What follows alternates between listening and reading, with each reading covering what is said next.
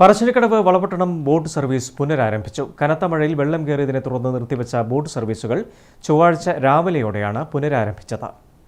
കഴിഞ്ഞ ദിവസങ്ങളായി പെയ്ത കനത്ത മഴയെ തുടർന്ന് ജില്ലയുടെ പല പ്രദേശങ്ങളിലും വെള്ളക്കെട്ട് രൂപപ്പെട്ടിരുന്നു. പറശ്ശിനിക്കടവ് ബോട്ട് ടെർമിനലിൽ വെള്ളം കയറിയതിനെ തുടർന്ന് കഴിഞ്ഞ 2 ദിവസമായി നിർത്തിവെച്ചിരുന്ന പറശ്ശിനിക്കടവ് വളപട്ടണം ബോട്ട് സർവീസാണ് ചൊവ്വാഴ്ച രാവിലെ മുതൽ പുനരാരംഭിച്ചത്. കനത്ത മഴയെ തുടർന്ന് ബോട്ട് ടെർമിനലും പരിസരവും വെള്ളത്തിലായതോടെയാണ് സർവീസ് താൽക്കാലികമായി നിർത്തിവെച്ചത്. ടെർമിനലിലെ വെള്ളം ഇറങ്ങിയതും സാഹചര്യം മെച്ചപ്പെട്ടതിനെ തുടർന്നാണ് സർവീസ് പുനരാരംഭിച്ചതെന്ന് സംസ്ഥാന ജലഗതാഗത വകുപ്പ് അധികൃതർ അറിയിച്ചു. പറശ്ശിനിക്കടവ് ബോട്ട് ടെർമിനലിൽ വെള്ളം കയറി സർവീസ് 2 ദിവസമായി നിർത്തിവെച്ചിരിക്കുകയായിരുന്നു. ഇതുമൂലം ഒരുപാട് ഇപ്പോൾ പറശ്ശിനിയിലേക്ക് വരുന്ന തീർത്ഥാടകർ, അതുപോലെ ഇവിടത്തേക്ക് വരുന്ന ടൂറിസ്റ്റുകൾ എല്ലാവർക്കും ഒരുപാട് ഗുണകരമായ രീതിയിൽ പോയിക്കൊണ്ടിരുന്ന സർവീസാണ് നിർത്തിവെക്കേണ്ടി വന്നത്. അത് ഇന്ന് രാവിലെ 6 മണി മുതൽ സർവീസ് പുനരാരംഭിച്ചിരിക്കുകയാണ്.